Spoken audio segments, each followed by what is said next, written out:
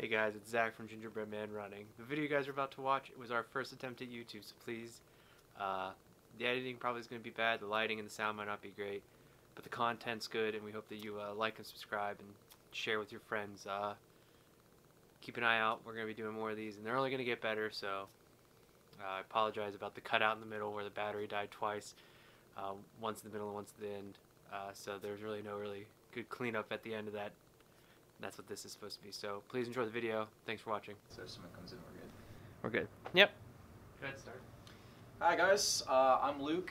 And I'm Zach. And this is Shoe Review Friday, sponsored by Gingerbread Man Running Company. And whenever I say sponsored by, I guess I mean we are the store. So yes. This is actually our first YouTube video, so quality and editing, all new stuff to both of us. It's been a long time since I've edited or put anything on YouTube.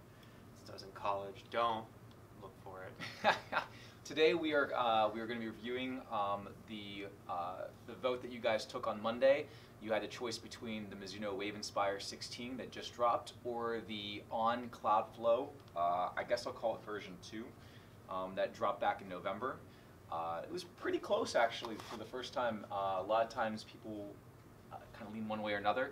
This one was split pretty much to even down the middle up until the very end. Yeah. But the winner by just a couple votes was the CloudFlow.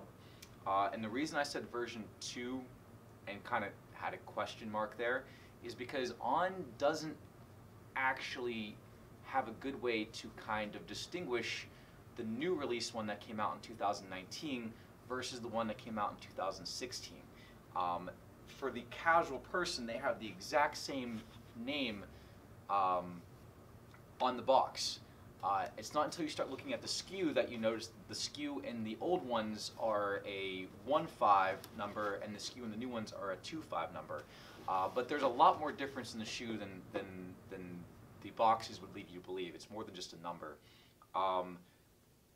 This was a shoe that I, in the 2016 model, had a bit of a love-hate relationship with.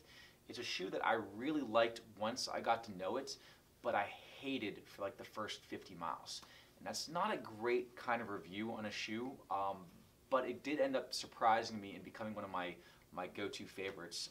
It held a lot of mileage, it broke in nicely, but there was some stiffness at the get-go that didn't fit quite right, and I'm glad to say that the newer version seems to have cleaned up some of that stuff.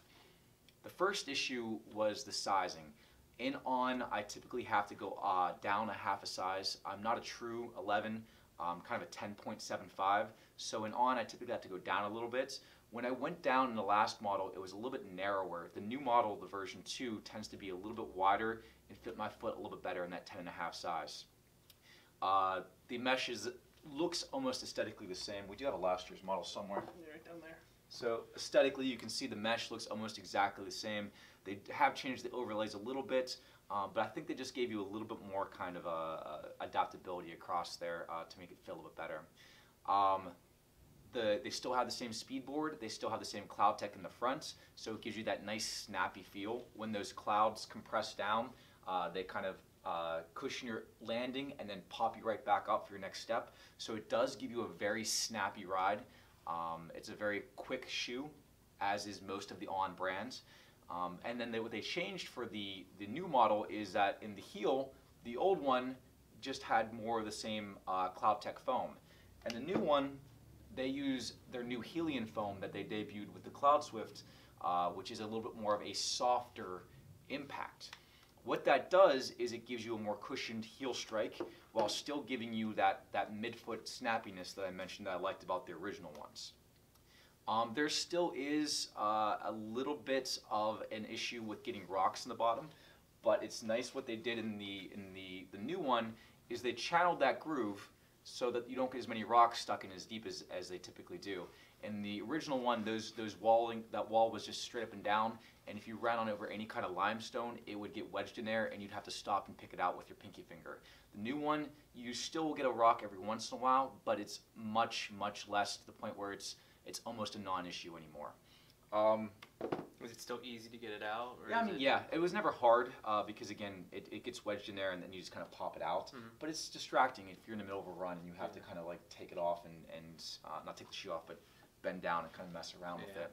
The other feature they added is this lace stay on the tongue. This is oddly cosmetic for a brand that prides himself on Swiss engineering and Minimalism. yeah. So I don't know that I'm fully invested in that. I will say that the laces in the last version were a little bit long, so that might have been an adaptation to try and keep them from getting sloppy with the laces. Yeah. I don't think you need to do that with the new one. I don't think it's necessary. It doesn't hurt. I mean, it's negligible as far as weight goes, so it's not a big deal in that regard. So that's my only kind of confusion point on that. But overall, I do like this one a little bit better. Like I said, a little bit softer in the landing, so it gives you a little bit more cushion for some of those longer runs, while not losing that forefoot snappiness to kind of get you up on your toes. Very versatile for pretty much anyone, whether you're looking for a long distance trainer or if you're looking for something a little more up tempo.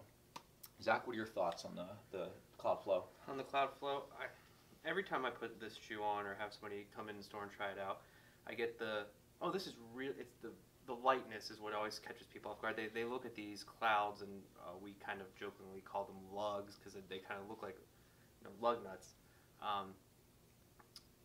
People put it on and they go, well, this is a lot lighter than I expected it to be. Even when they pick it up for the first time in their hands, like we're holding it now, and just the flexibility of it, that always impresses them. And a lot of people want that for cross training or, just walking the dog. I feel like this would be great because you wouldn't feel like your feet are dragging even walking around in it. I never felt like I had to put extra oomph into moving my foot along to move.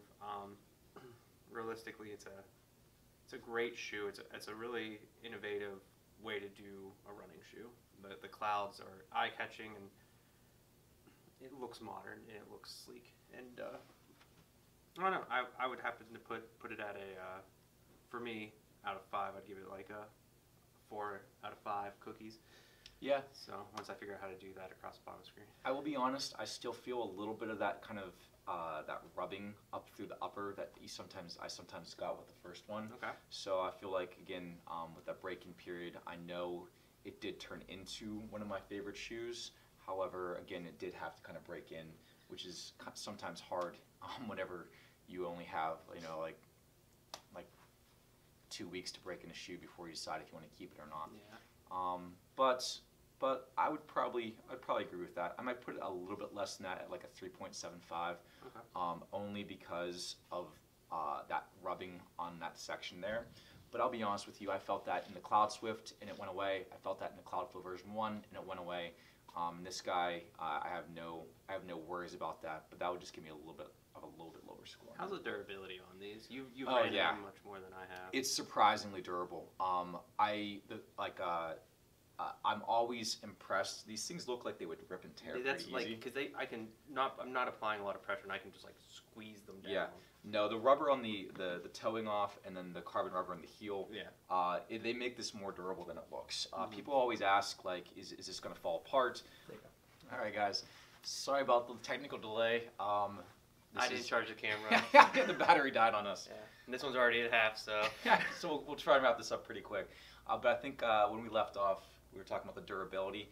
I have never had any issues with an On shoe. They are surprisingly durable. That's something I'm getting asked about a lot. I've taken them more mileage than I have most of my other foam shoes and had no issues at all. And I was mentioning before, I think the camera died, they did have an issue with some of the rubbers back in the Cloud Surfer back in 2015. Those have since been taken care of. The Cloud Surfer is as durable as ever as well. But I prefer the foam ones myself. Yeah. They give you a little bit more cushion underneath that forefoot. So. Because one of the other people who work here at Gingerbread Man Running Company, because it's really more than just Luke and I. Yeah. I promise, even though we're the faces you see on Instagram and Facebook more often than not. Owen has a pair of these, and he's maybe missing the traction looking, but they look like there's no cracks. It doesn't look over compressed. And Yeah. He said he ran them through this entire cross country season. Yeah. Now I typically I'll take a pair of shoes for about 400 miles before I'll start to notice the wear. These guys got to 650 before I started to notice the wear at all. And that's impressive. Man, the Swiss, they're better more than the top. Apologies out there. But, yeah, I think that's where we'll wrap it up for this week. Thank you guys for tuning in. Make sure you like and subscribe.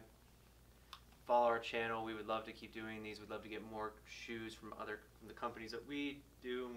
We'll have more votes because, as you can see the wall behind us here, just endless possibilities. We can talk about anything. So if you have suggestions, if you see a brand or shoe that you have a lot of questions about, please message us on Instagram, Facebook, here on YouTube. Stop in at the store, get fitted. We'll probably do like a little, maybe a fitting video, because this YouTube channel is going to be about so much more than just shoe reviews.